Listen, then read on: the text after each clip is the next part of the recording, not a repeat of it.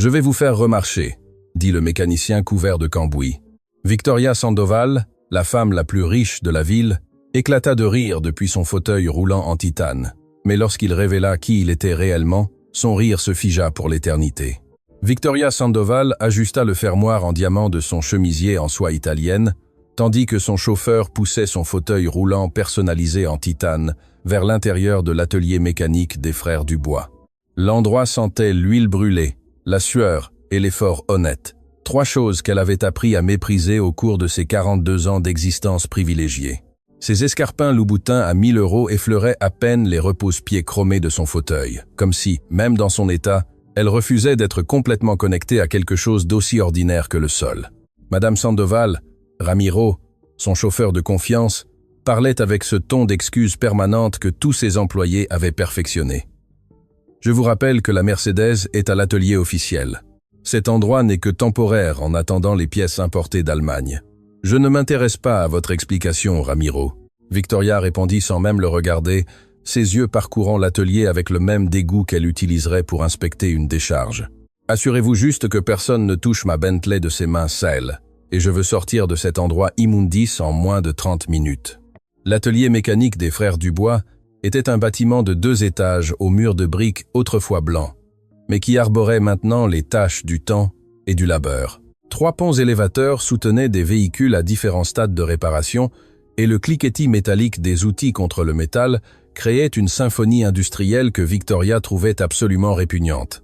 Plusieurs mécaniciens travaillaient concentrés, leurs uniformes bleus tachés d'huile, leurs visages marqués par le soleil et l'effort de gagner leur vie honnêtement. Mais ce qui dérangeait le plus Victoria, ce n'était pas l'endroit en soi, mais le simple fait d'y être.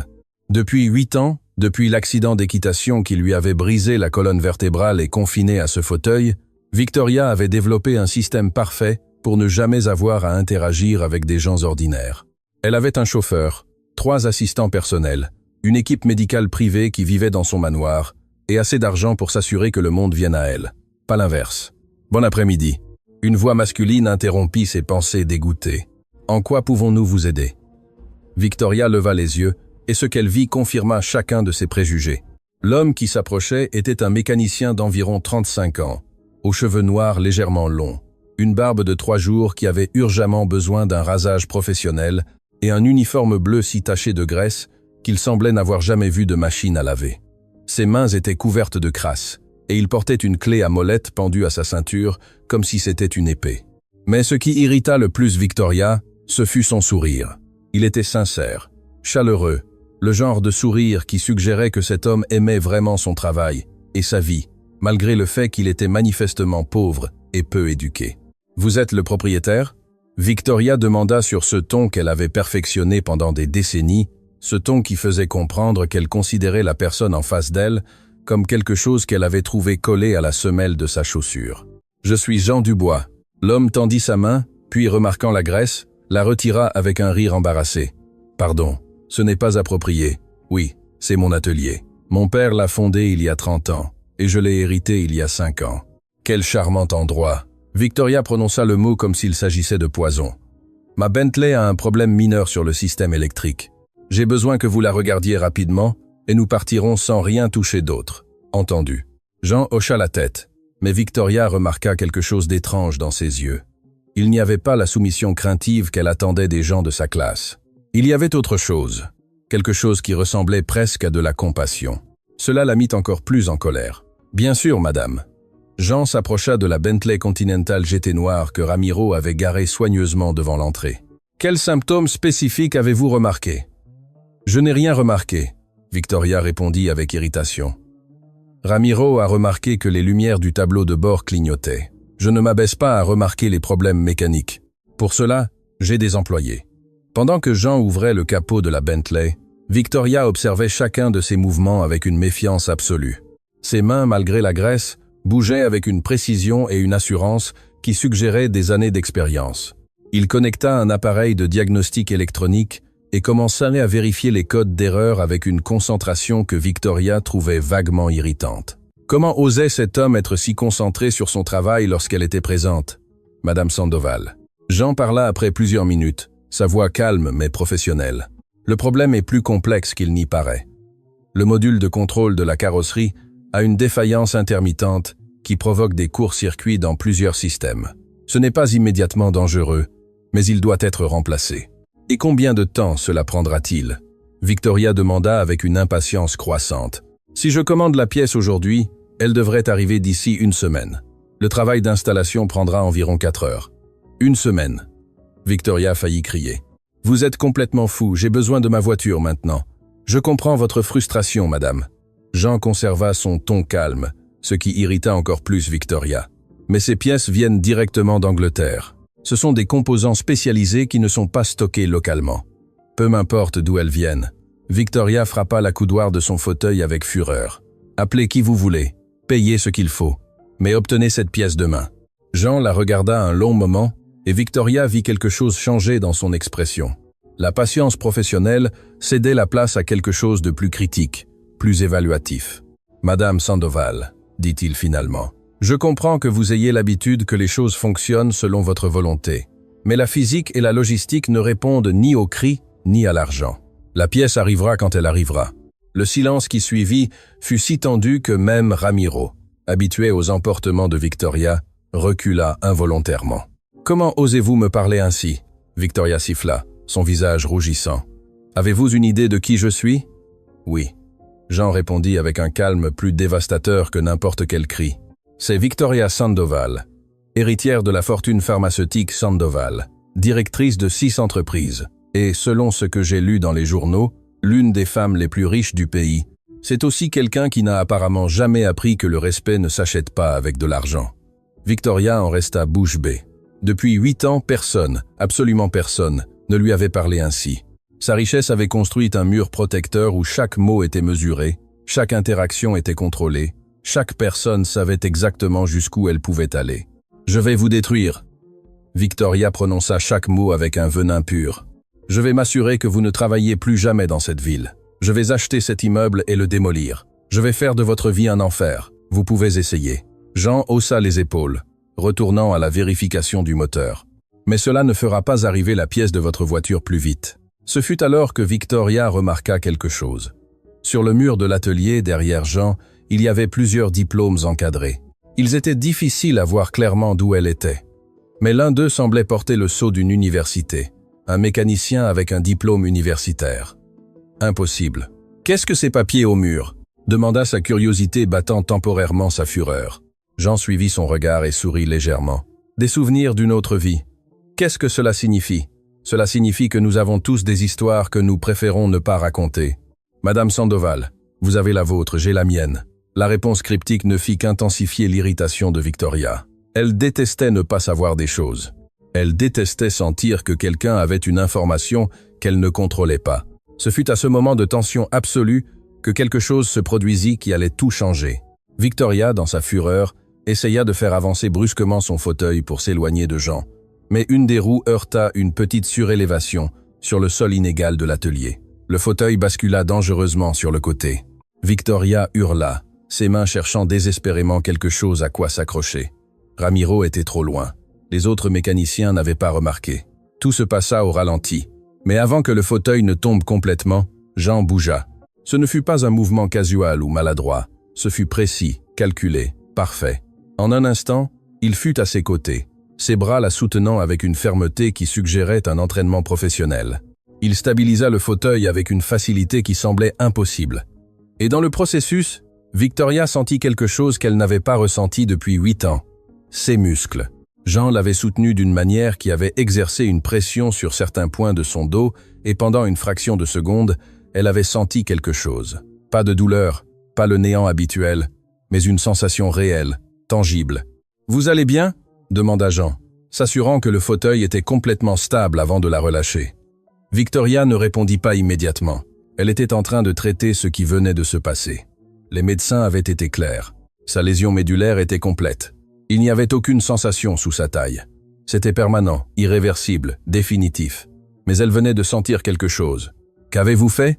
murmura-t-elle, sa voix tremblant. « J'ai évité que vous ne tombiez. » Jean répondit, clairement confus par la question. « Non. » Victoria lui saisit le bras avec une force surprenante. « Comment m'avez-vous tenu ?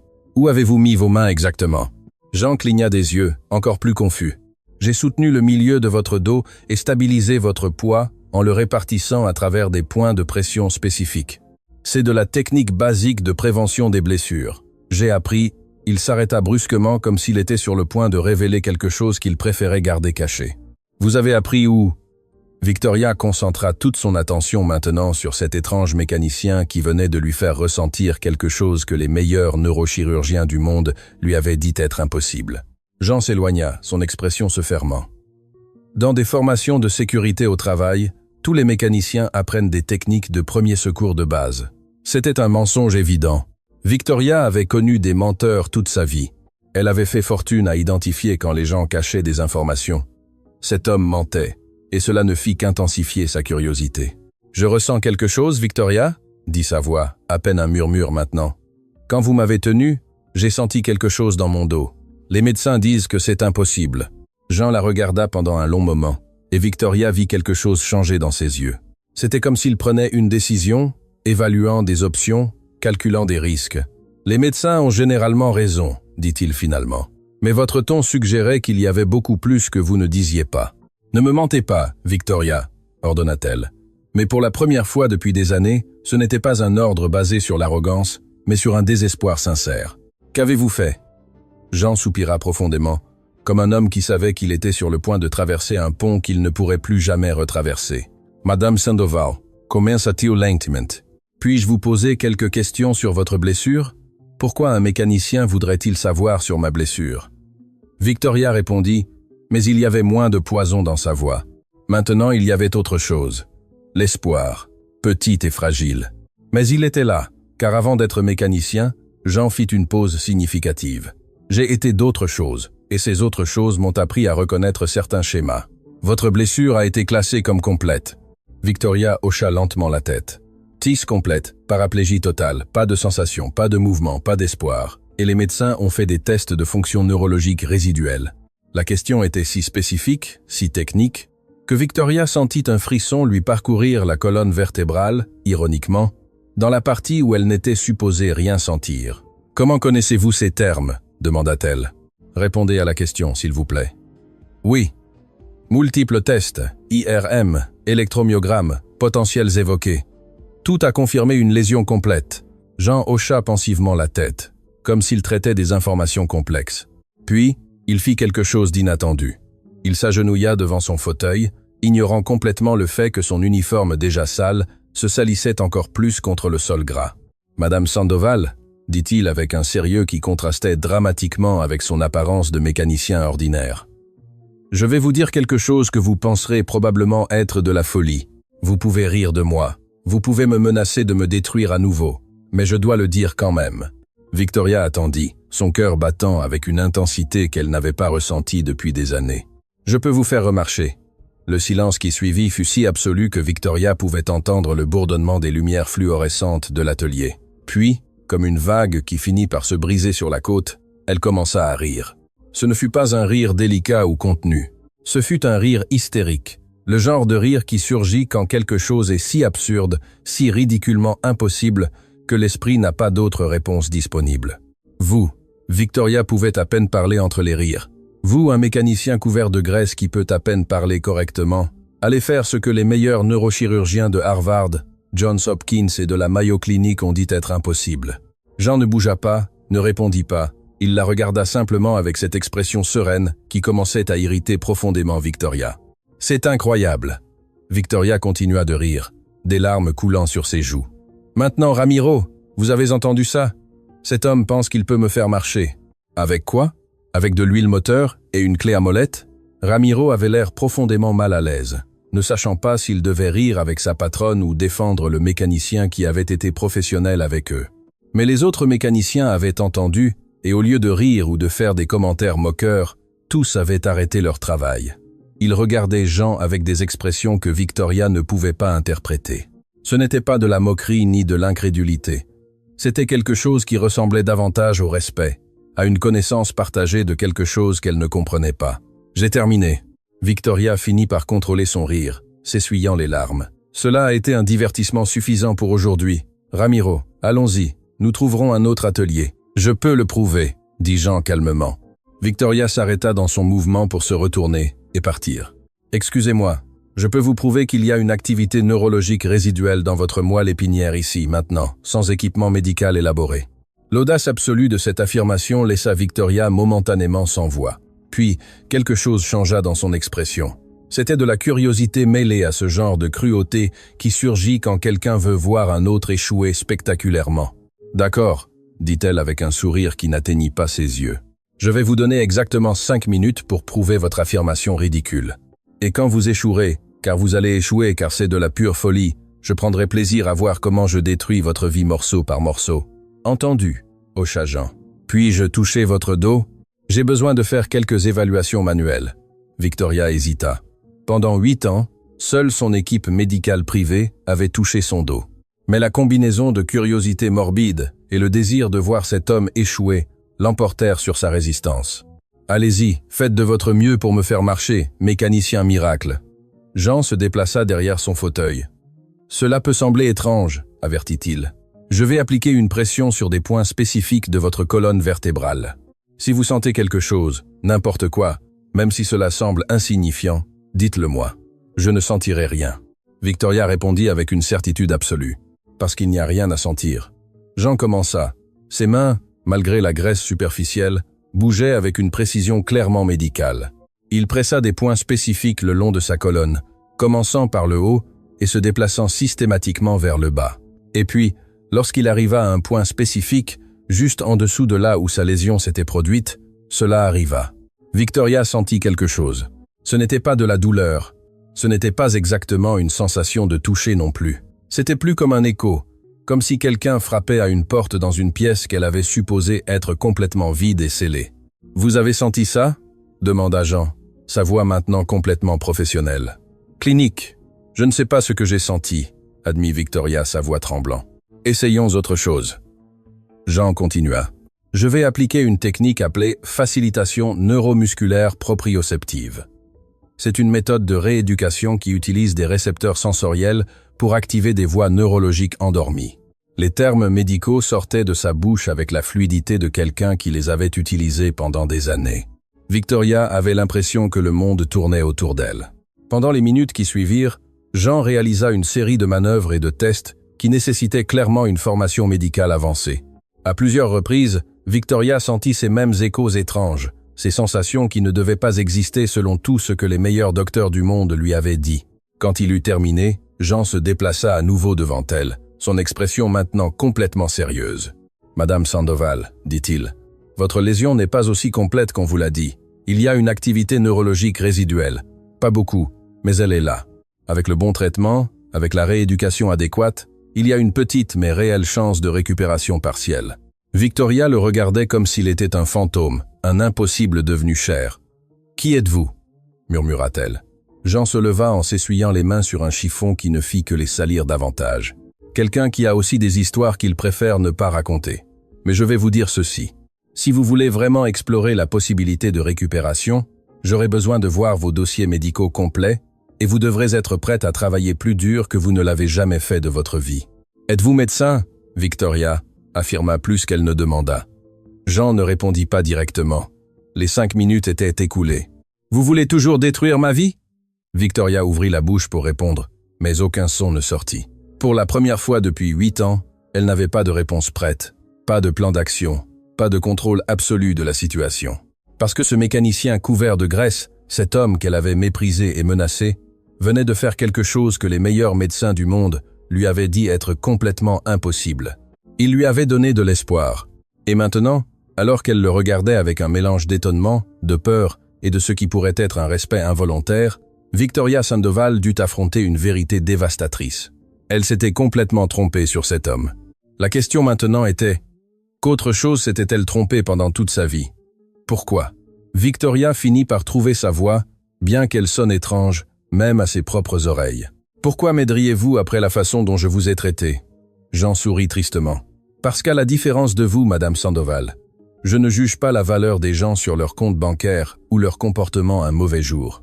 Je juge sur leur potentiel de changement. » Les mots restèrent suspendus dans l'air de l'atelier comme une accusation douce mais dévastatrice. Victoria savait à ce moment-là que sa vie venait de changer pour toujours Elle ne savait juste pas encore combien. Les 3 jours suivants furent les plus étranges de la vie de Victoria Sandoval. Après la rencontre à l'atelier, elle était rentrée dans son manoir en complet silence, ignorant les questions inquiètes de Ramiro. Elle s'était enfermée dans son bureau privé, un espace au haut plafond et aux baies vitrées qui offrait des vues panoramiques sur la ville qu'elle possédait pratiquement, mais qui ne lui avait jamais semblé aussi lointaine qu'à ce moment-là. Sur son bureau en acajou massif reposait son ordinateur portable, et à l'écran, elle avait ouvert simultanément 3 dossiers médicaux numériques. C'étaient ces dossiers complets des 8 dernières années, des dizaines d'IRM, des rapports de neurochirurgiens de renommée mondiale, des évaluations de spécialistes des lésions médulaires, tous parvenant à la même conclusion dévastatrice. Lésion complète, irréversible, permanente. Mais elle avait senti quelque chose, ces échos étranges que Jean avait provoqués avec ses mains précises. Et plus que cela, elle avait vu quelque chose dans ses yeux que les médecins les plus chers du monde n'avaient jamais montré. Une certitude sincère mêlée à une compréhension profonde de quelque chose qui allait au-delà des chiffres d'un rapport. Son téléphone privé, celui que seulement 5 personnes au monde connaissaient, vibra. C'était son assistante personnelle, Margaret. « Madame Sandoval, j'ai trouvé quelque chose d'intéressant sur Jean Dubois. » Victoria se redressa sur sa chaise. « Parlez. Il n'y a pas grand-chose dans les registres publics. L'atelier est à son nom depuis 5 ans, hérité de son père. Mais j'ai trouvé quelque chose dans de vieux articles de journaux. Il y a 10 ans, il y avait un docteur, Jean Dubois, à l'hôpital universitaire central. C'était un interne en neurochirurgie, l'un des plus brillants, selon les notes que j'ai trouvées. Le cœur de Victoria commença à battre plus vite, puis il disparut. Il a quitté le programme de résidence à mi-chemin de sa dernière année. Il n'y a aucune explication officielle.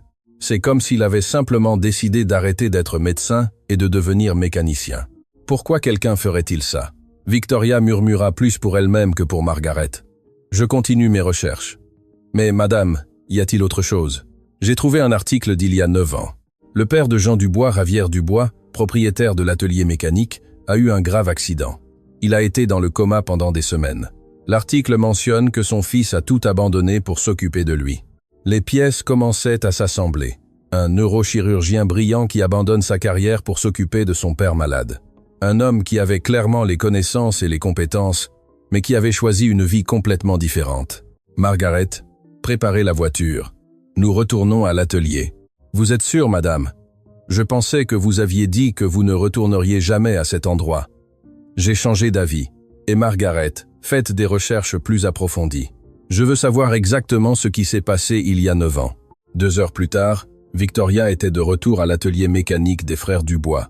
Mais cette fois, son attitude était différente. Elle n'arriva pas avec des exigences ou des menaces. Elle arriva avec des questions.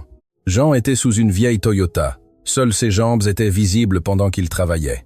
Quand il entendit les roues du fauteuil de Victoria s'approcher, il glissa dehors avec une expression de surprise sincère. « Madame Sandoval, je ne m'attendais pas à vous revoir. Je ne m'attendais pas non plus à être ici, » admit Victoria.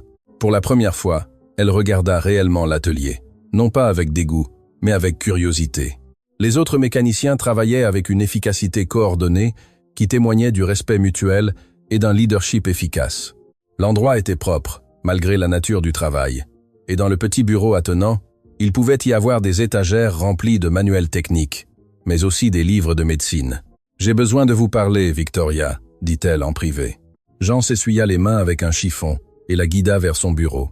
C'était un petit espace, avec un bureau en métal, un vieil ordinateur mais fonctionnel, et ses murs couverts de diplômes qu'elle avait remarqués auparavant. Maintenant, avec la permission implicite d'être là, Victoria les lut attentivement. Diplôme de docteur en chirurgie de l'Université nationale. Certificat de spécialisation en neurochirurgie. Reconnaissance académique, mention d'honneur, tous au nom du docteur. Jean-Luc Dubois. Vous étiez neurochirurgien, Victoria, affirma-t-elle en regardant les diplômes. J'ai été beaucoup de choses, répondit Jean en s'asseyant sur sa chaise usée. Maintenant, je suis mécanicien. Pourquoi? Pourquoi j'ai quitté la médecine ou pourquoi j'ai accepté d'être mécanicien? Les deux. Jean se renversa en arrière, ses yeux lointains avec des souvenirs qui faisaient clairement mal. Mon père a eu un accident il y a 9 ans, un traumatisme crânio-encéphalique sévère. Les médecins ont dit qu'il n'y avait pas d'espoir, qu'il fallait le laisser partir, mais je savais qu'ils avaient tort. Il pouvait y avoir des signes qu'ils ignoraient, des schémas neurologiques indiquant une activité cérébrale résiduelle. Et qu'avez-vous fait? J'ai quitté ma résidence, J'ai pris le contrôle de son traitement. Pendant une année entière, j'ai été avec lui chaque jour, appliquant des techniques de rééducation neurologique que j'avais étudiées, mais que la plupart des médecins considèrent comme trop expérimentales ou laborieuses. Et ça a fonctionné. Mon père s'est réveillé. Victoria sentit quelque chose d'étrange bouger dans sa poitrine. C'était de l'empathie, une émotion qu'elle avait supprimée avec succès pendant des années. Mais il y a plus dans l'histoire. Jean continua, sa voix devenant plus tendue. Pendant que je m'occupais de mon père, l'hôpital où je travaillais a fait pression sur moi pour que je revienne. Ils ont dit que je gaspillais mon talent, que mon père était un cas désespéré. Quand j'ai refusé, quand j'ai insisté sur le fait qu'il y avait de l'espoir là où ils ne voyaient rien, ils ont lancé une enquête sur ma compétence professionnelle. Ont-ils retiré votre licence? Ils ne sont pas allés aussi loin, mais il était clair que si je revenais, je serais toujours le médecin qui a abandonné ses patients, qui a priorisé l'émotion sur la science. Ma réputation était ruinée avant même qu'elle ne commence vraiment, alors j'ai décidé de ne pas revenir. Et l'atelier, mon père s'est rétabli, mais il ne pouvait plus supporter le travail physique. Quelqu'un devait maintenir l'entreprise. Je connaissais les voitures. J'avais passé mon adolescence à l'aider ici, alors je suis devenu mécanicien. Jean sourit tristement. Il s'avère qu'arranger des voitures ressemble remarquablement à la chirurgie. Des systèmes complexes, qui nécessitent un diagnostic précis, des mains fermes et de la patience. Mais vous êtes toujours médecin, Victoria dit. Vous ne pouvez pas simplement éteindre cette connaissance? Non, vous ne pouvez pas. Jean acquiesça. C'est pourquoi, quand je vous ai vu ce jour-là, quand j'ai remarqué certains signes dans votre posture et vos mouvements réflexes, j'ai reconnu un schéma. Et quand je vous ai tenu pendant cette chute quasi, j'ai senti une résistance musculaire là où il ne devait pas y en avoir, petite. Mais là, Victoria respira profondément. Les médecins me disent depuis 8 ans qu'il n'y a pas d'espoir, que je dois accepter ma condition et adapter ma vie. Pourquoi devrais-je vous croire plutôt que? Vous ne devriez pas. Jean répondit honnêtement. Du moins, pas sans preuve. C'est pourquoi, si vous voulez vraiment explorer cela, nous aurons besoin de faire une évaluation complète. Je ne peux pas utiliser d'équipement médical officiel. J'ai perdu ces privilèges, mais je connais des techniques d'évaluation neurologique manuelle qui sont aussi précises que de nombreux tests modernes. Et si vous découvrez qu'il y a une possibilité de récupération, alors quoi? Alors je concevrai un programme de rééducation. Ce sera intense, douloureux, et il n'y a aucune garantie. Vous pourriez travailler pendant des mois et ne récupérer qu'un peu de sensations, ou vous pourriez récupérer beaucoup plus. Nous ne le saurons pas avant d'avoir essayé.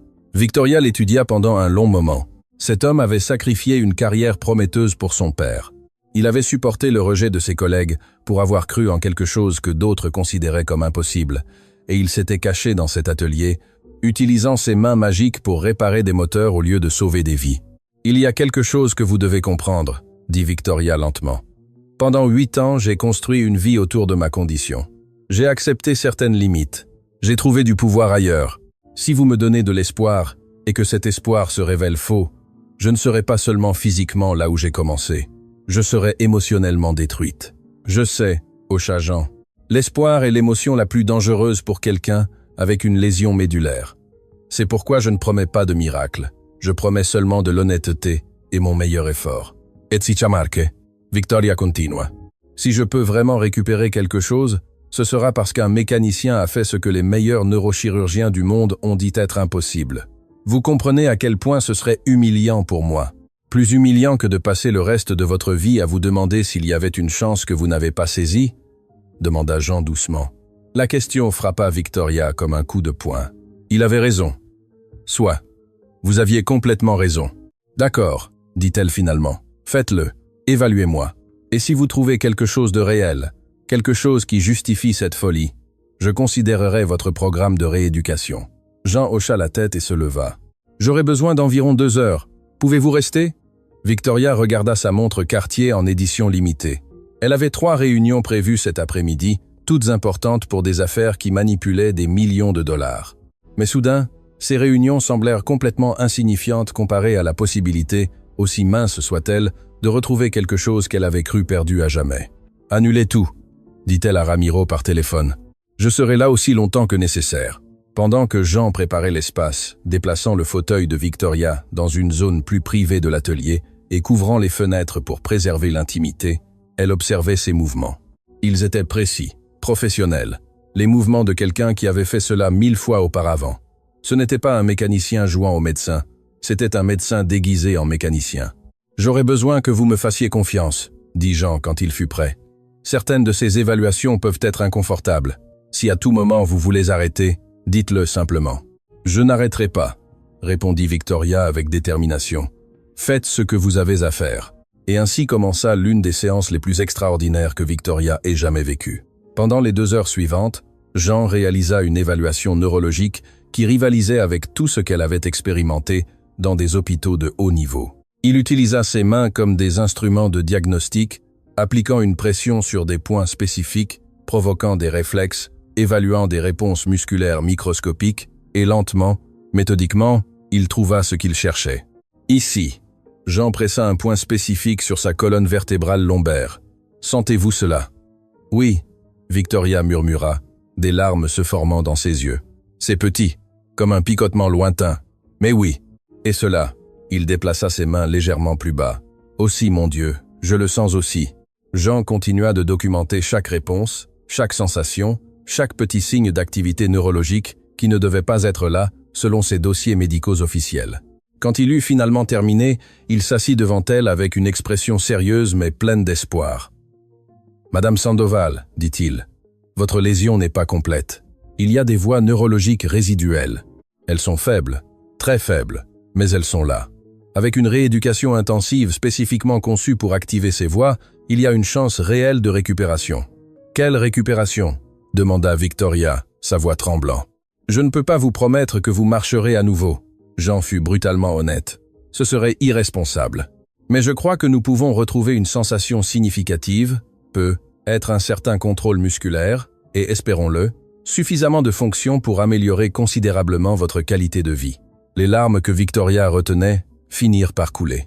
Pendant 8 ans, elle avait accepté une condamnation à vie sans possibilité de changement. Et maintenant, un mécanicien couvert de graisse lui disait qu'il y avait de l'espoir. « Pourquoi ?»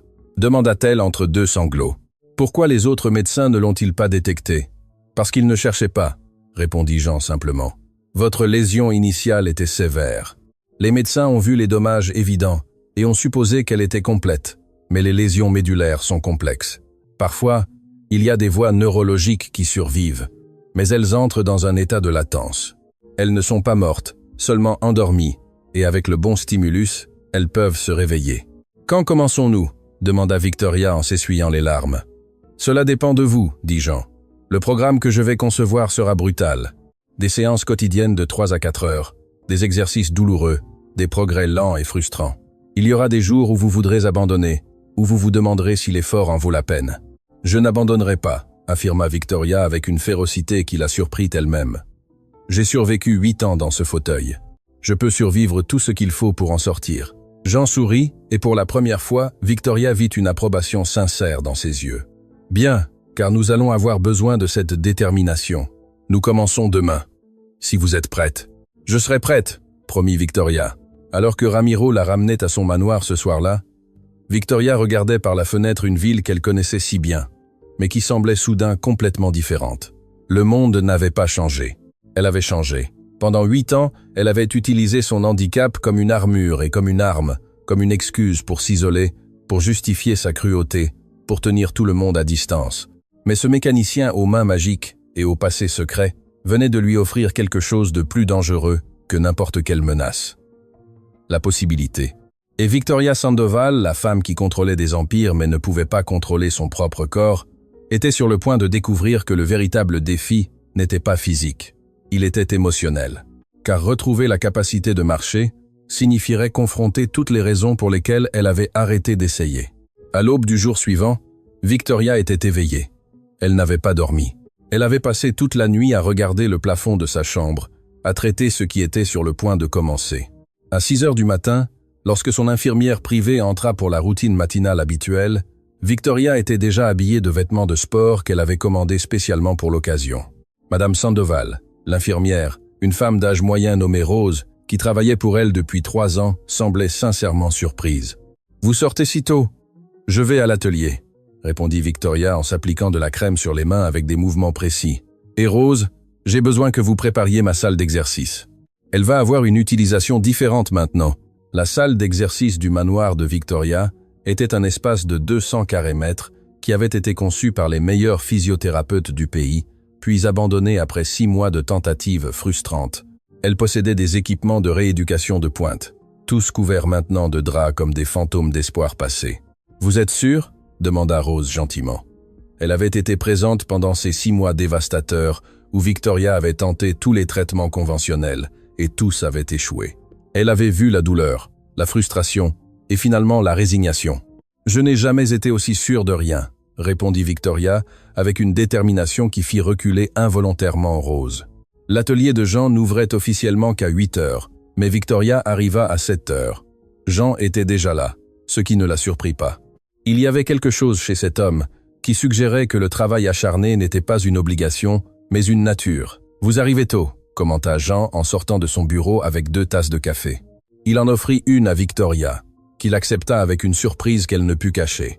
Dans son monde, les gens la servaient, pas lui offraient. « Je veux commencer », admit Victoria. « Je ne veux pas perdre un jour de plus. » Jean hocha la tête d'approbation. « Bien, car ce que je vais vous demander de faire va défier tout ce que vous croyez savoir sur les limites. » Il la guida vers une section de l'atelier qui avait été complètement transformée du jour au lendemain. Là où il y avait auparavant des outils et des pièces de voiture, il y avait maintenant un tapis d'exercice professionnel, des bandes de résistance et divers appareils que Victoria reconnut de sa propre salle d'exercice abandonnée. « Vous avez fait tout ça la nuit dernière ?» demanda-t-elle, sincèrement impressionnée. « Avec l'aide de mes mécaniciens, » répondit Jean. « Ils savent ce que je fais. En fait, 2 d'entre eux ont travaillé avec moi sur des cas similaires ces dernières années. »« Cas similaires, vous êtes la 17e, » admit Jean. « Des patients que d'autres médecins ont abandonnés, qui ont trouvé leur chemin vers cet atelier d'une manière ou d'une autre. Tous n'ont pas eu de succès, mais environ 60% ont connu un certain degré de récupération. » La révélation laissa Victoria momentanément sans voix. Cet homme avait réalisé des miracles médicaux en secret depuis un atelier mécanique, aidant des gens que le système médical officiel avait abandonnés. « Pourquoi ne faites-vous pas cela officiellement ?» demanda-t-elle. « Pourquoi vous cachez ici ?»« Parce que le système médical exige des choses que je ne peux pas ou ne veux pas fournir », répondit Jean tout en préparant l'espace. « Il exige des qualifications qui m'ont été injustement refusées. Il exige de facturer des prix que la plupart de mes patients ne pourraient jamais payer. Et il exige de suivre des protocoles que je sais par expérience ne pas être toujours les meilleurs. Alors vous travaillez gratuitement ? Je travaille pour ce que les gens peuvent payer, corrigea Jean. Certains ne paient rien, d'autres comme vous ont des ressources. Si vous décidez de me payer, cet argent va à un fonds qui aide d'autres patients. Victoria traita cette information. Dans son monde, tout avait un prix. Et ce prix était généralement exorbitant. L'idée que quelqu'un fournisse des services médicaux spécialisés pour ce que les gens pouvaient payer était révolutionnaire et humiliante, car cela signifiait que ce mécanicien avait quelque chose que tout son argent n'avait pas pu acheter. Des principes sincères. « Commençons », annonça Jean. Première évaluation. Je vais vous transférer de votre fauteuil à la natte. J'ai besoin que vous me fassiez entièrement confiance. Victoria sentit un nœud d'anxiété se former dans son estomac. Pendant 8 ans, les transferts avaient été effectués par du personnel médical professionnel, avec des équipements spécialisés. L'idée d'être porté par un mécanicien dans un atelier semblait presque absurde, mais il y avait quelque chose dans les yeux de Jean qui transmettait une compétence absolue. « D'accord », hocha Victoria. Jean s'approcha et ses mains trouvèrent des positions spécifiques sur son corps. « À 3, je compte. 1, 2, 3. » Le mouvement fut fluide, parfait, professionnel.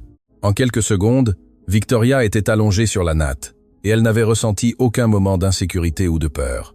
Jean l'avait déplacée avec la précision de quelqu'un qui l'avait fait des milliers de fois. « Maintenant, nous allons commencer par des évaluations de base », expliqua Jean tout en s'agenouillant à côté d'elle. « Je vais toucher différents points de vos jambes et de vos pieds. Je veux que vous me disiez si vous sentez quelque chose, aussi petit soit-il. Ne devinez pas. N'assumez pas.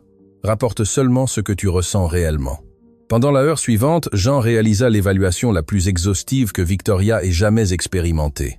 Et à son étonnement croissant, elle sentit des choses, pas beaucoup, pas toujours, mais elles étaient là.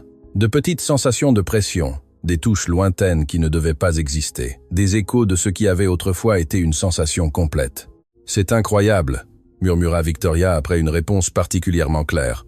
« Comment est-ce possible ?»« Votre moelle épinière est comme une autoroute », expliqua Jean tout en travaillant. L'accident a causé un blocage majeur sur cette autoroute, mais certaines routes secondaires ont survécu. Elles sont endommagées, faibles, mais elles sont là. Notre travail est de reconstruire ces routes, de les rendre plus fortes, de créer de nouvelles connexions. Et c'est possible. Le cerveau humain est la chose la plus adaptable de l'univers, répondit Jean. Il peut créer de nouvelles voies neurologiques lorsque les anciennes sont bloquées. C'est un processus appelé neuroplasticité. La médecine conventionnelle le reconnaît, mais sous-estime généralement son pouvoir. Quand il eut terminé l'évaluation, Jean aida Victoria à s'asseoir. Son expression était sérieuse, mais pleine d'espoir. « Bien, dit-il, voici la vérité sans filtre. Vous avez plus d'activité neurologique résiduelle que je ne le pensais initialement. C'est la bonne nouvelle. La mauvaise nouvelle est que retrouver la fonction nécessitera un travail qui sera probablement plus intense que tout ce que vous avez fait de votre vie. Dites-moi ce que je dois faire, répondit Victoria sans hésiter. Nous allons commencer par la stimulation électrique neuromusculaire combinée à une physiothérapie intensive. 3 heures par jour, 6 jours par semaine. Les exercices seront douloureux. Votre corps va protester. Vous voudrez abandonner. Je n'abandonnerai pas, affirma Victoria. Jean l'étudia pendant un long moment. Il y a autre chose que vous devez comprendre. Ce processus n'est pas seulement physique. Vous devrez confronter les raisons émotionnelles pour lesquelles votre corps s'accroche, peut être à cette condition. Qu'est-ce que cela signifie? Dites-vous que c'est psychologique? Que je choisis d'être dans ce fauteuil? Non, répondit calmement Jean. Je dis que l'esprit et le corps sont connectés de manière que la médecine occidentale commence à peine à comprendre et que la véritable guérison nécessite d'aborder les deux. Victoria voulait argumenter, voulait défendre sa position. Mais quelque chose dans la façon dont Jean l'avait dit la fit hésiter. Pendant 8 ans, elle s'était enfermée dans sa tour d'ivoire, s'était servie de son fauteuil comme bouclier, comme excuse pour tout contrôler, pour tenir les gens à distance, pour justifier sa cruauté comme réponse au traumatisme. Que se passerait-il si une partie d'elle s'accrochait vraiment à cette condition parce qu'elle lui donnait un pouvoir tordu? D'accord, dit-elle finalement, sa voix plus douce. Je ferai le travail physique et émotionnel. Jean sourit. Alors, commençons. Aujourd'hui, nous allons établir votre base. Je veux voir ce que vous pouvez faire maintenant pour que nous ayons quelque chose à comparer plus tard. Les 90 minutes suivantes furent les plus difficiles physiquement que Victoria ait jamais connues. Jean la guida à travers des exercices qui activaient des muscles qu'elle avait supposés complètement morts. Il utilisa la stimulation électrique pour provoquer des contractions musculaires. Puis il lui apprit des techniques pour tenter de reproduire ces contractions volontairement. Au début, rien ne se passa. Ses jambes restèrent complètement inertes, peu importe combien elle essayait. Mais Jean était persistant, ajustant les techniques, essayant différentes approches, cherchant cette étincelle de connexion neurologique. Et puis, après 40 minutes de tentatives frustrantes, cela arriva. Victoria était intensément concentrée sur son gros orteil droit, essayant de le bouger comme Jean le lui avait demandé. Elle avait essayé cela des milliers de fois pendant les premières années après l'accident, toujours sans résultat. Mais cette fois, avec la combinaison de la stimulation électrique de Jean et sa propre concentration de fer, elle vit quelque chose d'impossible. Son orteil bougea. Ce ne fut pas un grand mouvement, à peine 1 millimètre peut être moins, mais il bougea. « Oh mon Dieu !» cria Victoria, des larmes jaillissant instantanément de ses yeux. « Il a bougé. Mon orteil a bougé. » Jean se pencha plus près, observant attentivement. « Encore. Essayez encore. » Victoria concentra toute son attention, toute sa volonté sur cet orteil, et lentement, douloureusement, il bougea à nouveau. Cette fois un peu plus clairement. Oui, Jean célébra avec elle, un sourire sincère illuminant son visage. C'est ça, c'est la connexion que nous devions trouver. Victoria sanglotait ouvertement maintenant. 8 ans de désespoir se déversant en larmes de quelque chose qui était à moitié soulagement et à moitié terreur absolue. Parce que si c'était possible, si elle pouvait vraiment retrouver une fonction, cela signifiait que tout ce qu'on lui avait dit était un mensonge. Cela signifiait qu'elle avait passé 8 ans à accepter une condamnation qui n'avait pas besoin d'être acceptée. « Ce n'est pas de votre faute », dit gentiment Jean, comme s'il pouvait lire dans ses pensées. Les médecins ont travaillé avec les informations qu'ils avaient. Ils ont fait de leur mieux, mais parfois, le mieux ne suffit pas. Quand la séance fut terminée, Victoria était épuisée physiquement et émotionnellement. Jean l'aida à retourner dans son fauteuil avec le même soin professionnel qu'auparavant. « Reposez-vous aujourd'hui », instruisit-il. « Votre corps a besoin de traiter ce que nous venons de faire. Demain, nous continuerons. » Jean, appela Victoria, avant qu'il ne puisse partir. Merci. Pas seulement pour ça. Elle fit un geste vers le tapis d'exercice. Mais pour ne pas avoir abandonné quand vous avez vu quelque chose que d'autres n'ont pas vu. Jean hocha la tête. Tout le monde mérite une seconde chance, Victoria. Même ceux qui ne pensent pas la mériter. Les mots restèrent avec Victoria tout le chemin du retour. Elle avait traité Jean avec un mépris absolu lors de leur première rencontre. Elle l'avait menacé, insulté, l'avait jugé complètement sur son apparence. Et il avait répondu avec compassion, avec professionnalisme, avec un don qu'elle n'avait pas à lui faire. Pour la première fois depuis 8 ans, Victoria se demanda qui était réellement la personne qui la regardait en retour depuis le miroir. Pendant les 3 semaines suivantes, Victoria se transforma. Elle arrivait à l'atelier de Jean chaque matin à 7 heures, avant même que les autres mécaniciens n'arrivent. Elle travaillait avec une intensité qui étonnait même Jean, poussant son corps au-delà des limites qu'elle avait supposées absolues. Et lentement, miraculeusement, son corps répondait. Le mouvement de son orteil s'étendit à d'autres orteils. Puis elle commença à ressentir des sensations plus fortes dans ses pieds. Un matin mémorable, elle réussit à fléchir légèrement sa cheville. C'était de petites victoires, microscopiques comparées à la fonction complète.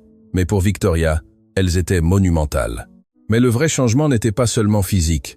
C'était dans la façon dont Victoria commença à voir le monde et elle-même à l'intérieur. Un matin, elle arriva tôt et trouva Jean travaillant sur la voiture d'une vieille dame aux vêtements usés mais propres.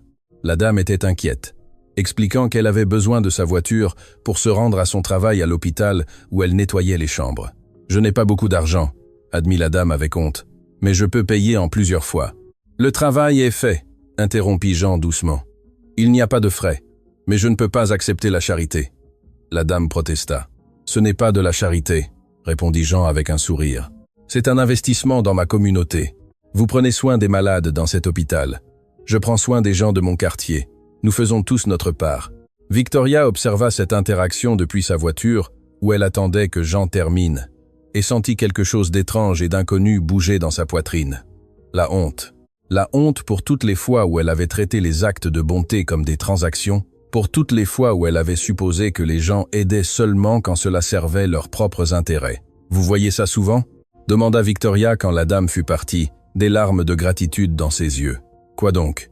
répondit Jean, déjà concentré à préparer l'espace pour sa séance. « Des gens qui ne peuvent pas payer.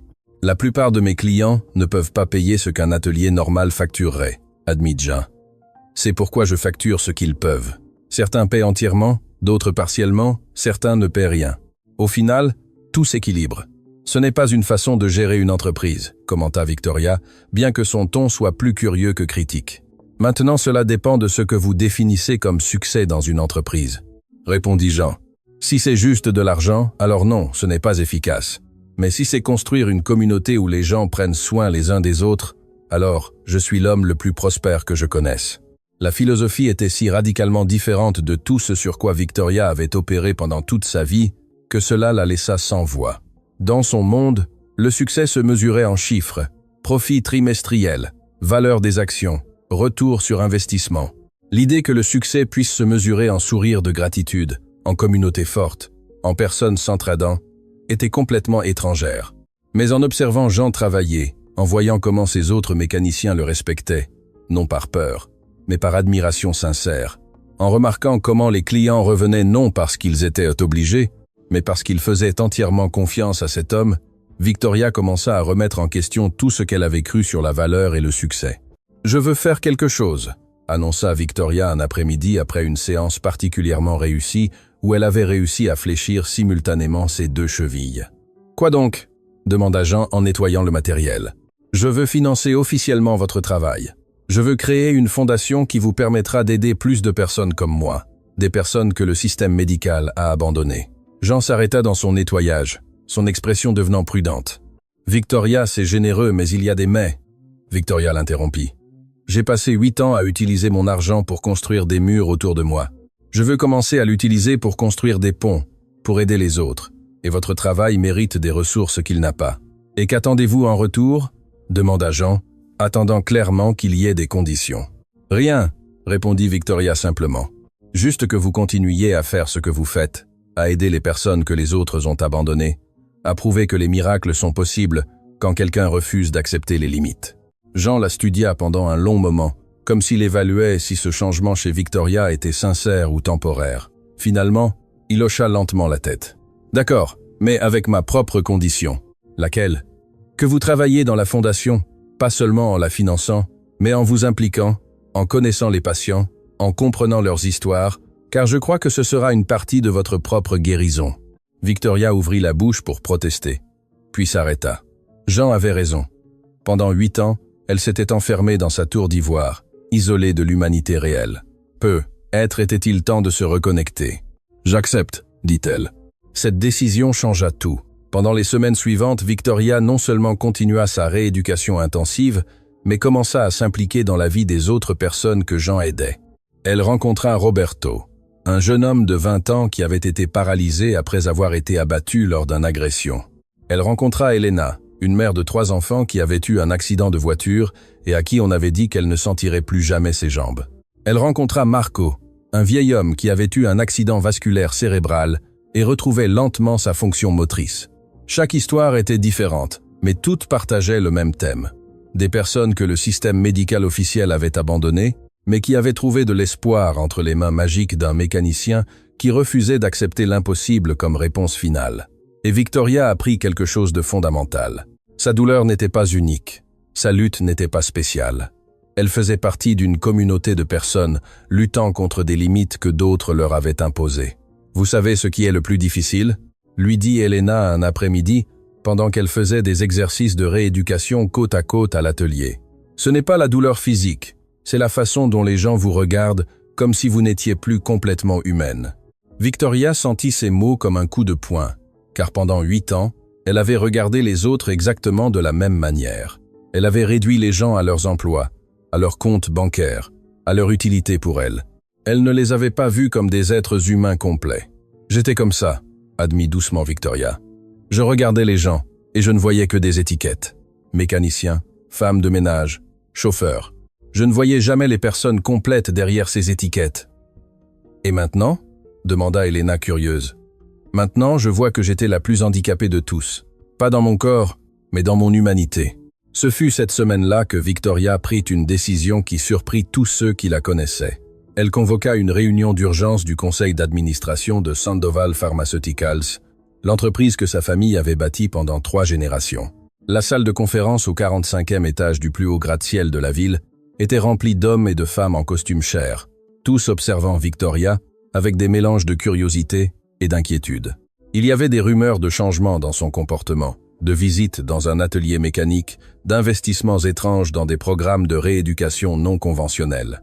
« Mesdames et messieurs », commença Victoria, son fauteuil positionné à la tête de la table en acajou de 20 mètres de long. « Pendant les 8 dernières années, j'ai dirigé cette entreprise depuis une position d'isolement. J'ai pris des décisions basées uniquement sur les marges de profit, sans considérer l'impact humain de ces décisions. » Le silence dans la salle était absolu. Personne n'avait jamais entendu Victoria admettre de vulnérabilité ou d'erreur. « Récemment, » continua-t-elle, « j'ai appris des leçons importantes sur la valeur, sur le but, sur ce que signifie vraiment le succès, et j'ai décidé d'apporter des changements significatifs à notre façon de fonctionner en tant qu'entreprise. » « Quel genre de changement ?» demanda Richard Morrison, le directeur financier qui travaillait avec la famille Sandoval depuis 20 ans. « Premièrement, nous allons établir un programme d'accès aux médicaments pour les personnes qui ne peuvent pas payer les prix complets. Deuxièmement, nous allons investir 30% de nos bénéfices annuels dans la recherche de traitements pour des conditions qui sont généralement ignorées car elles ne sont pas suffisamment rentables. Et troisièmement, nous allons nous associer à des cliniques communautaires pour fournir des soins médicaux accessibles dans les zones mal desservies. » Le murmure qui suivit fut de choc et de désapprobation. Le directeur des opérations, un homme nommé Thomas Bradford, parla d'une voix tendue. « Madame Sandoval, avec tout le respect que je vous dois, ces propositions réduiraient nos bénéfices d'environ 40%. Les actionnaires ne l'accepteront jamais. »« Les actionnaires l'accepteront, car je suis l'actionnaire majoritaire, » répondit Victoria calmement. « Et j'ai décidé que cette entreprise va faire plus que générer de la richesse, elle va générer de l'espoir. C'est de la folie. » Bradford se leva, son visage rougissant. « Qu'est-il arrivé à vous? Est-ce ce mécanicien dont tout le monde parle? Vous a-t-il retourné le cerveau? » « Au contraire, » répondit Victoria. Et pour la première fois, un sourire sincère apparut sur son visage. « Il m'a aidé à voir clairement pour la première fois de ma vie, Et ce que je vois, c'est que j'ai mesuré le succès avec les mauvaises métriques. Alors Être que vous ne devriez pas diriger cette entreprise, défia Bradford. Être avez-vous raison, concéda Victoria, surprenant tout le monde. Être est-il temps que cette entreprise soit dirigée par quelqu'un qui comprend que la médecine ne devrait pas être un business qui privilégie les profits sur les vies. La réunion se termina dans le chaos. 3 membres du conseil démissionnèrent immédiatement. D'autres menacèrent de bataille juridique, mais Victoria maintint sa position ferme. Et à sa surprise, certains membres du conseil, en particulier les plus jeunes, exprimèrent leur soutien. « Mon père travaillait pour votre grand-père », dit Jennifer Chen, une cadre de 35 ans qui avait été promue récemment. Il a toujours dit que l'entreprise avait autrefois une âme, qu'elle se souciait des gens. Je suis heureuse de voir qu'elle revient à ses racines. Cette nuit-là, Victoria retourna à l'atelier de Jean. Il fermait, nettoyant les outils de la journée et préparant tout pour demain. Quand il la vit entrer, il remarqua immédiatement quelque chose de différent dans son expression. « Qu'est-il arrivé ?» demanda-t-il. « Je viens de détruire potentiellement l'entreprise familiale, » répondit Victoria, mais elle souriait. Et ironiquement, je ne me suis jamais sentie aussi fière de moi. Elle lui raconta la réunion, les propositions, les démissions et le chaos. Jean écouta en silence, nettoyant l'huile de moteur de ses mains pendant qu'elle parlait. « Pensez-vous que j'ai fait ce qu'il fallait ?»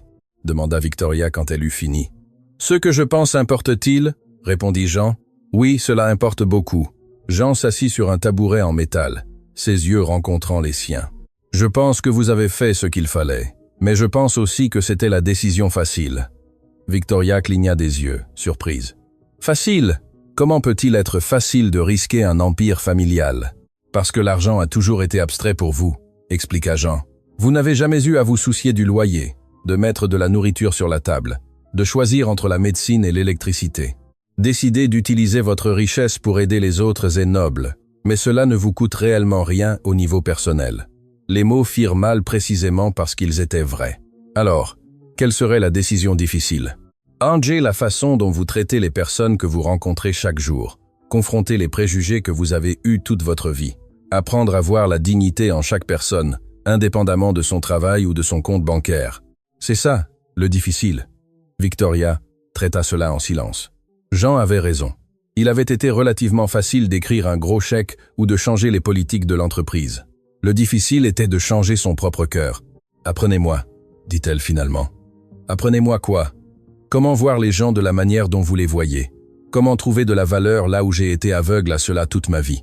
Jean sourit. « Vous êtes déjà en train d'apprendre. Chaque jour où vous venez ici, chaque conversation que vous avez avec Roberto ou Elena ou Marco, chaque moment où vous choisissez l'humilité plutôt que l'arrogance, vous apprenez. » Ce fut à ce moment-là que l'un des autres mécaniciens, un jeune homme d'environ 25 ans nommé Andrés, s'approcha timidement. « Excusez-moi, Madame Sandoval, » commença-t-il nerveusement. « Je voulais juste dire que ce que vous faites avec l'entreprise pharmaceutique, c'est important.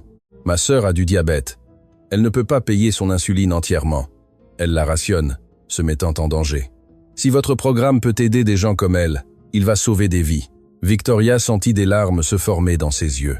Pendant 8 ans, elle avait dirigé une entreprise pharmaceutique sans vraiment penser aux vies réelles affectées par ses décisions.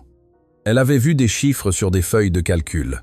Pas des gens comme la sœur d'Andrés qui luttaient pour survivre. « Comment s'appelle votre sœur ?» demanda Victoria.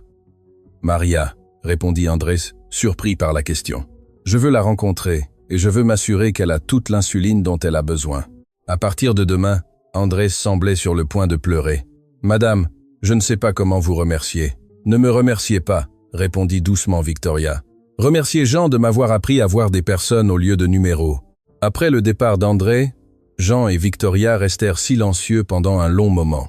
« Vous savez ce qu'il y a de plus étrange ?» parla finalement Victoria. « Pour la première fois depuis 8 ans, je ne me sens pas définie par ce fauteuil.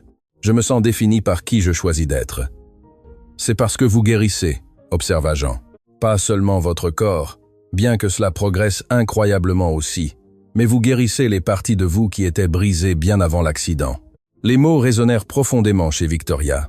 Elle avait supposé que son traumatisme principal était l'accident d'équitation, la lésion médulaire. Mais maintenant, elle commençait à voir qu'elle avait été blessée bien avant cela, blessée par une vie de privilège qui l'avait isolée de la véritable humanité, par des années d'apprentissage que l'argent était plus important que les gens, par une éducation qui lui avait appris à mesurer la valeur en termes matériels. « Jean, dit doucement Victoria, puis-je vous demander quelque chose de personnel ? Bien sûr. Regrettez-vous jamais d'avoir quitté la médecine, d'avoir sacrifié votre carrière pour votre père ?» Jean considéra la question avec soin. « Avant, oui. Les premières années ont été très difficiles. Je voyais mes camarades de résidence progresser dans leur carrière, devenir les neurochirurgiens prospères que j'avais prévu d'être. Je me demandais si j'avais gaspillé mon potentiel. Et maintenant je vois que je n'ai rien gaspillé. J'ai juste pris un chemin différent. J'ai aidé plus de personnes depuis cet atelier que je n'en aurais aidé dans un hôpital d'élite où seuls les riches ont accès.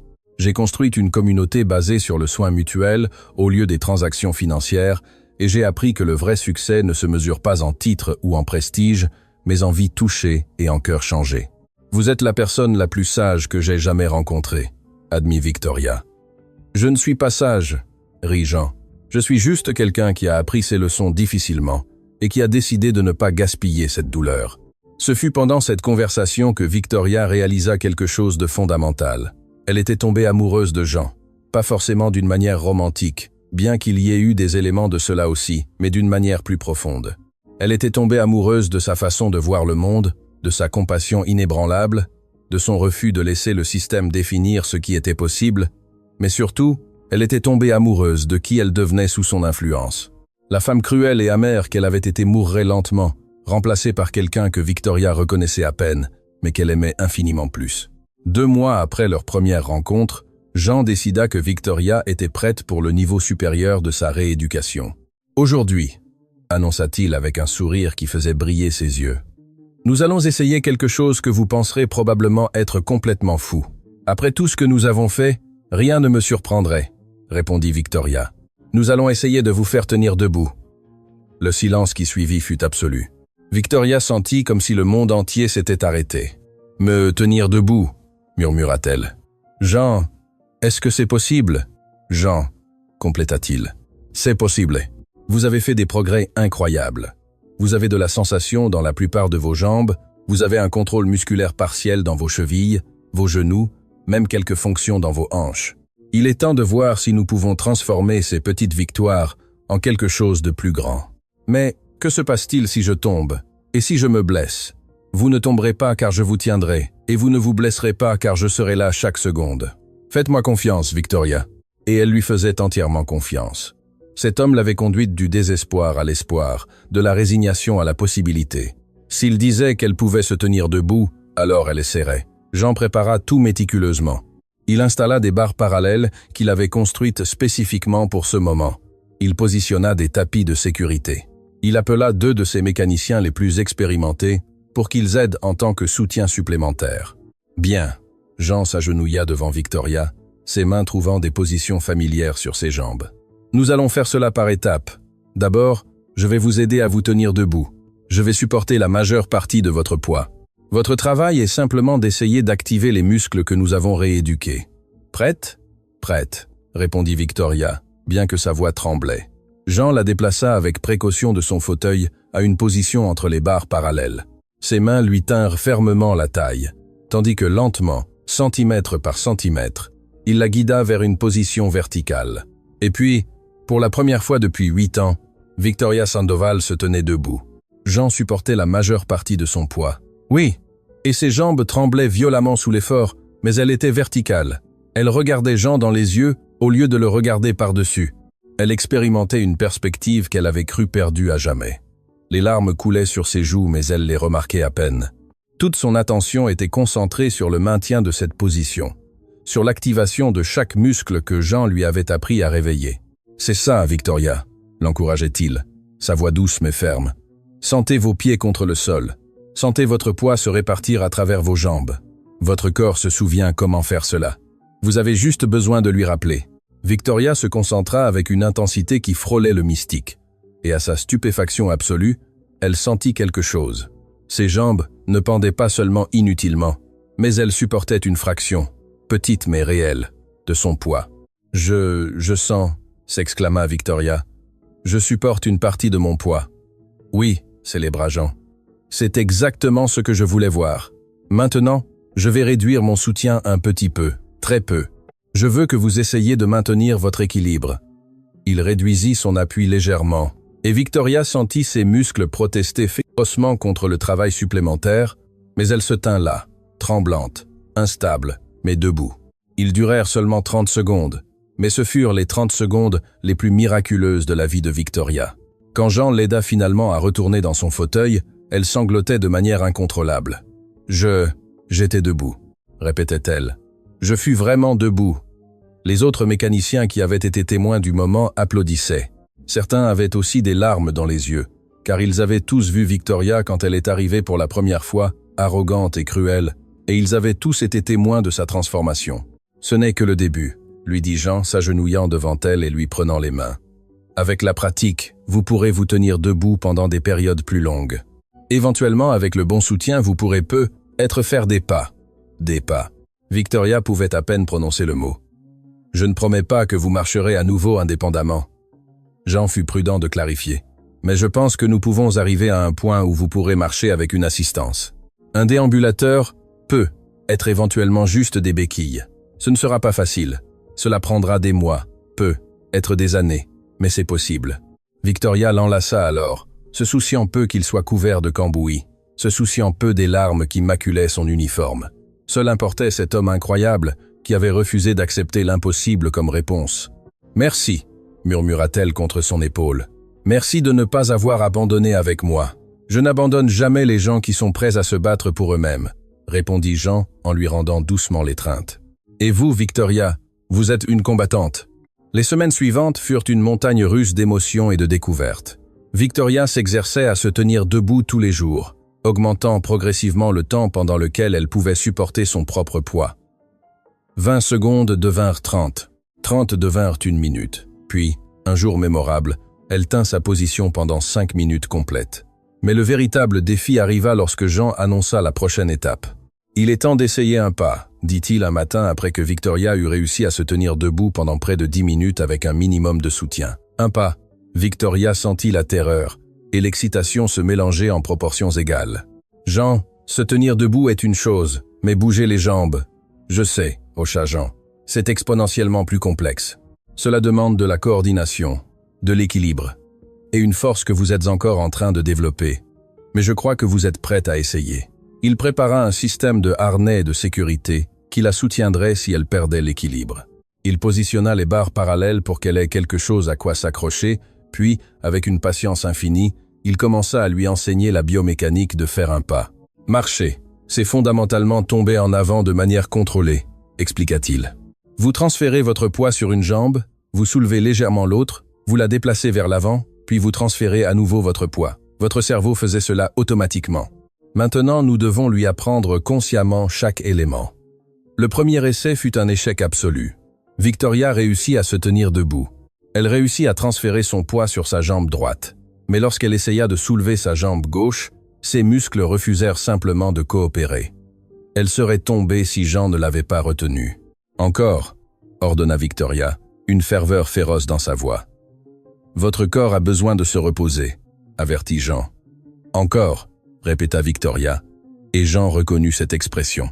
C'était la même qu'il avait vue chez des dizaines de patients qui étaient sur le point de réaliser quelque chose d'impossible, une volonté pure et inébranlable.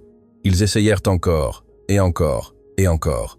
Pendant 2 heures, Victoria essaya de faire un seul pas, et chaque fois elle échouait. Mais avec chaque échec, elle apprenait quelque chose. Ses muscles se rappelaient peu à peu comment se coordonner. Son cerveau reconstruisait des connexions neurologiques qui étaient dormantes depuis des années. Et puis, à la 37e tentative, cela arriva. Victoria était debout dans les barres parallèles, son poids sur sa jambe droite. Elle inspira profondément, visualisant le mouvement comme Jean le lui avait enseigné. Et puis, avec une concentration si intense qu'elle pouvait sentir la sueur se former sur son front, elle souleva sa jambe gauche. Ce ne fut pas un mouvement doux.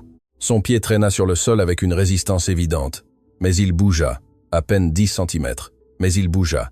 Et quand il toucha à nouveau le sol, Victoria était debout dans une nouvelle position. Elle avait fait un pas, son premier pas en 8 ans. L'atelier explosa en célébration. Tous les mécaniciens avaient oublié leur propre travail pour assister à ce miracle.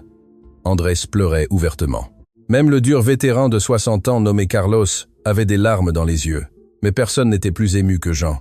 Son sourire était si large qu'il illuminait toute la pièce. « Vous l'avez fait !» s'exclama Victoria. « Vous avez fait un pas. »« Juste un !» Victoria rit à travers ses larmes. « Et le pas le plus laid et le plus maladroit que quelqu'un ait jamais fait, et le plus beau pas que j'ai jamais vu de ma vie, répondit Jean avec une sincérité totale. Parce que c'est un pas que les meilleurs médecins du monde ont dit que vous ne feriez jamais. Victoria regarda cet homme qui l'avait complètement transformé. Non seulement son corps, bien que c'était miraculeux en soi, mais son âme, il l'avait forcée à confronter qui elle avait été, qui elle voulait être, et la distance entre ces deux versions d'elle-même. « Je n'aurais pas pu le faire sans vous, dit-elle doucement. « Vous vous trompez ?» répondit Jean. « Je vous ai seulement montré le chemin. Vous avez fait tout le travail. » Pendant les 2 mois suivants, Victoria travailla sans relâche à perfectionner ce pas. Un pas devint 2. 2 devinrent 3, puis, à un moment qui resterait gravé dans sa mémoire à jamais, elle marcha 5 mètres complets avec un soutien minimal de Jean. Ce n'était pas une marche normale. Chaque pas nécessitait une concentration intense. Son pied droit traînait légèrement. Son équilibre était précaire, mais elle marchait, réellement, sincèrement, marchait. Mais alors que son corps se transformait, Victoria réalisa qu'il y avait un autre défi à relever, le monde extérieur. Pendant des mois, sa rééducation avait été privée, confinée dans les limites sécurisées de l'atelier de Jean. Mais maintenant, il était temps de confronter la société qui ne l'avait connue que comme la femme handicapée dans le fauteuil roulant en titane. L'opportunité se présenta lorsque la chambre de commerce de la ville l'invita à prononcer le discours d'ouverture de leur gala annuel. C'était un événement que Victoria avait évité religieusement pendant 8 ans. L'idée d'être exposée dans son fauteuil, d'être l'objet de pitié ou d'admiration performative, avait été intolérable. Mais maintenant, quelque chose avait changé. « J'assisterai », dit Victoria à son assistante Margaret par téléphone. « Et Margaret, ne mentionnez pas mon fauteuil dans tout matériel promotionnel. En fait, ne mentionnez pas ma condition du tout. »« Vous êtes sûr ?» demanda Margaret, visiblement confuse. « Cela a été votre marque de fabrique pendant des années, la PDG à succès qui a surmonté l'adversité. »« Je ne veux pas être définie par mon handicap, » répondit Victoria. « Je veux être définie par ce que je fais maintenant. » La nuit du gala, Victoria s'habilla, avec un soin qu'elle n'avait pas employé depuis des années. Elle choisit une robe longue qui couvrirait ses jambes, mais qui était élégante plutôt que fonctionnelle. Elle se maquilla non pas pour cacher, mais pour mettre en valeur. Elle se coiffa d'un style qui parlait de confiance plutôt que de contrôle. Et quand vint le moment d'entrer dans la salle de bal de l'hôtel le plus exclusif de la ville, Victoria fit quelque chose que personne n'attendait. Elle arriva en marchant. Elle utilisait un déambulateur spécialisé que Jean avait modifié pour elle. Ses pas étaient lents, délibérés, mais elle marchait, et l'effet sur la salle fut électrique. Le murmure des conversations s'arrêta instantanément. Toutes les têtes se tournèrent, et pendant un moment, il y eut un silence absolu alors que 500 personnes traitaient l'impossible. Victoria Sandoval, que tous avaient connue comme étant définitivement confinée à un fauteuil roulant, marchait. Puis, comme si quelqu'un avait donné un signal invisible, la salle éclata en applaudissements tonitruants. Ce ne fut pas les applaudissements polis des événements corporatifs, c'était quelque chose de plus viscéral, de plus sincère. C'était la reconnaissance d'avoir été témoin de quelque chose d'extraordinaire.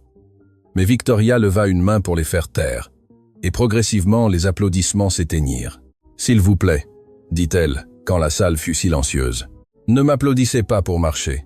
Applaudissez l'homme qui a refusé d'accepter le mot impossible comme réponse finale. » Elle fit un geste vers où Jean se tenait à l'entrée, vêtu du seul costume qu'il possédait, visiblement mal à l'aise parmi toute cette richesse et ce prestige. Il avait insisté pour ne pas venir, mais Victoria l'avait convaincu en lui disant que cette nuit ne parlait pas d'elle, mais de l'honneur de son travail. « Jean Dubois », continua Victoria, sa voix résonnant dans la salle, « est un mécanicien. Il répare des voitures dans un modeste atelier de l'est de la ville. Mais il est aussi autre chose. C'est un neurochirurgien brillant qui a abandonné sa carrière pour s'occuper de son père. C'est un guérisseur qui aide les personnes que le système médical officiel a abandonnées. Et c'est la raison pour laquelle je me tiens ici ce soir. » Elle pouvait voir des visages dans le public changer d'expression de curiosité à compréhension à quelque chose qui pourrait être de la honte. Car beaucoup d'entre eux, sous différentes formes, avaient contribué à un système qui valorisait les qualifications au-dessus de la capacité, qui mesurait le succès en argent au lieu de vie changée. Pendant 8 ans, continua Victoria, sa voix gagnant en force. J'ai été la PDG handicapée qui était censée inspirer les autres, Mais la vérité est que j'étais une femme amère qui utilisait son handicap comme excuse pour traiter les autres avec cruauté. J'utilisais mon fauteuil comme une arme et comme une armure. Le silence dans la salle était maintenant inconfortable. Personne n'attendait ce genre d'honnêteté brutale dans un gala corporatif. Mais Jean m'a appris quelque chose de fondamental, que le vrai handicap n'est pas physique.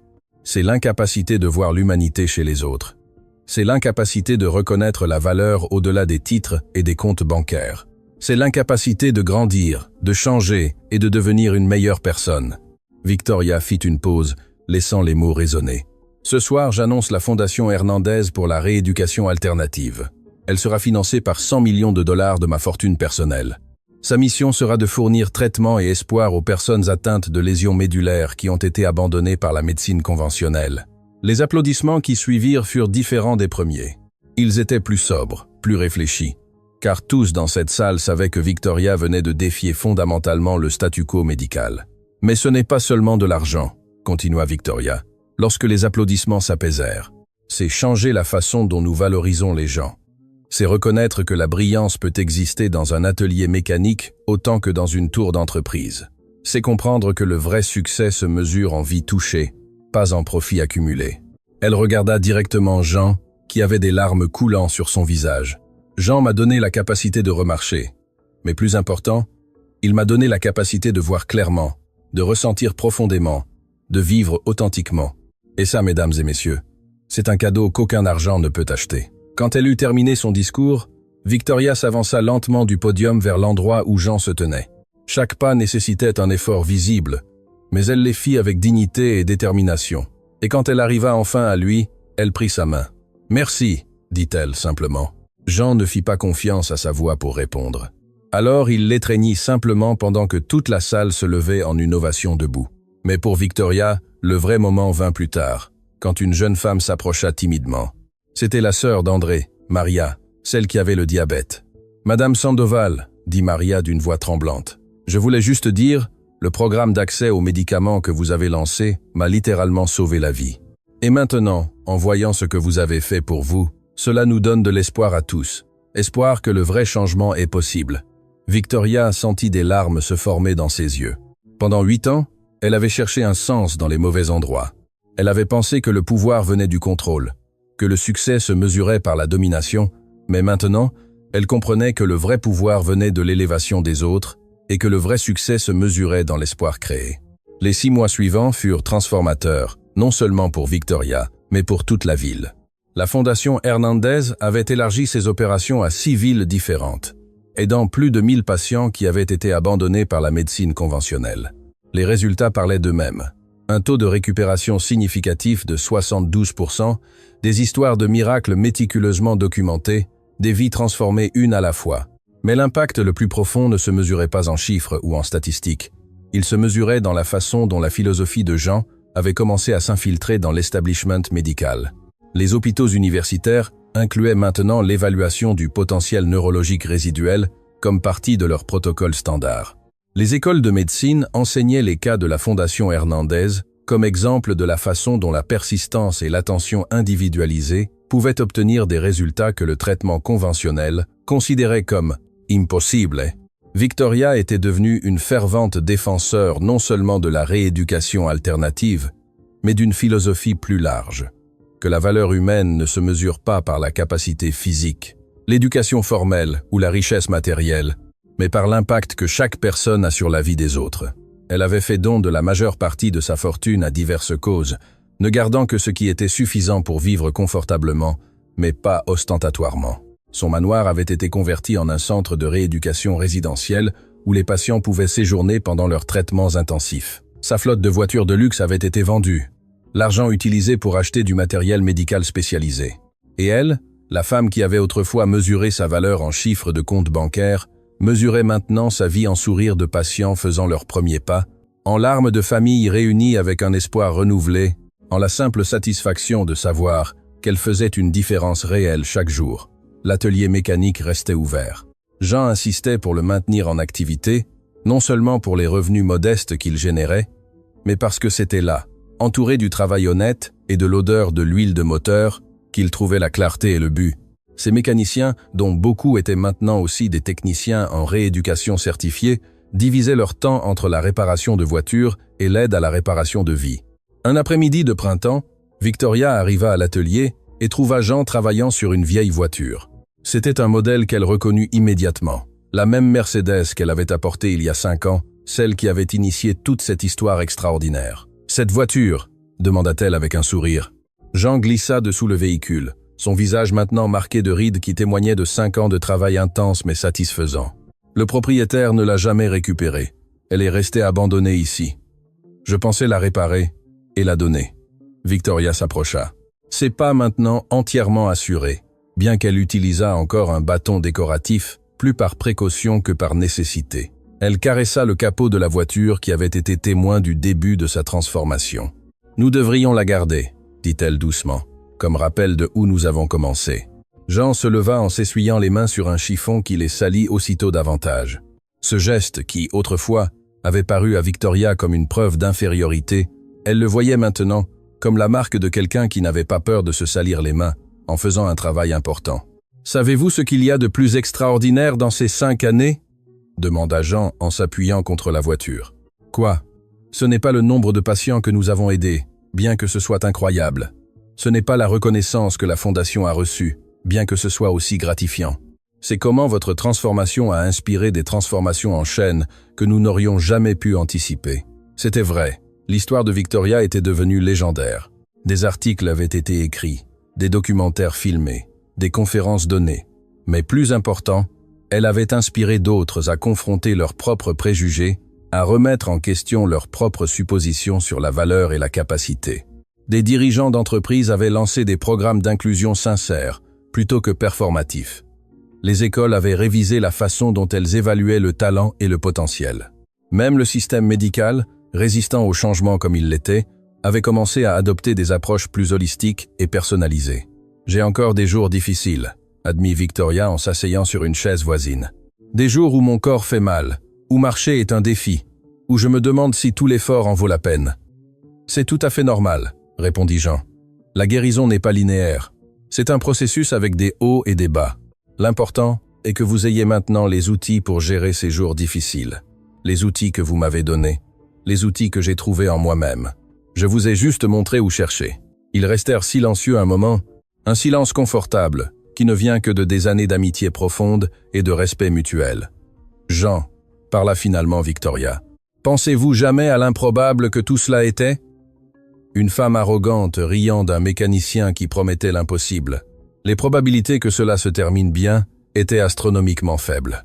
Jean sourit. Ce sourire qu'elle avait appris à aimer comme symbole de sagesse et de bonté. Être que c'est la leçon la plus importante. Que les miracles ne sont pas des événements aléatoires qui arrivent à des personnes chanceuses. Ils sont le résultat de personnes refusant d'accepter les limites, travaillant sans relâche, croyant qu'en personne d'autre ne croit. Vous avez cru quand je ne le pouvais pas, et vous avez travaillé quand je ne pouvais pas travailler pour vous. C'était une collaboration, Victoria, comme tout ce qui est important dans la vie. Alors que le soleil de l'après-midi peignait l'atelier d'une lumière dorée, Victoria réfléchit au voyage extraordinaire qu'ils avaient partagé. De l'arrogance à l'humilité, du désespoir à l'espoir, de l'isolement à la communauté, de la mort spirituelle à la renaissance complète. Et elle sut avec une certitude absolue que même si ses jambes avaient été guéries, ce n'avait jamais été la véritable blessure. La véritable blessure avait été son cœur fermé, son incapacité à voir l'humanité chez les autres, sa croyance que l'argent et le statut la rendaient supérieure. Cette blessure avait été guérie non pas par la médecine ou la chirurgie, mais par la bonté persistante d'un homme qui voyait du potentiel là où d'autres voyaient de l'impossibilité, par un mécanicien aux mains magiques qui comprenait que la véritable guérison nécessite de toucher non seulement le corps, mais l'âme. Et alors que Victoria se levait pour partir, marchant sur des jambes qui étaient autrefois immobiles, soutenue par une force qui avait autrefois été inexistante, guidée par un but qui avait autrefois été perdu, elle sut que chaque pas qu'elle faisait était un témoignage d'une vérité fondamentale.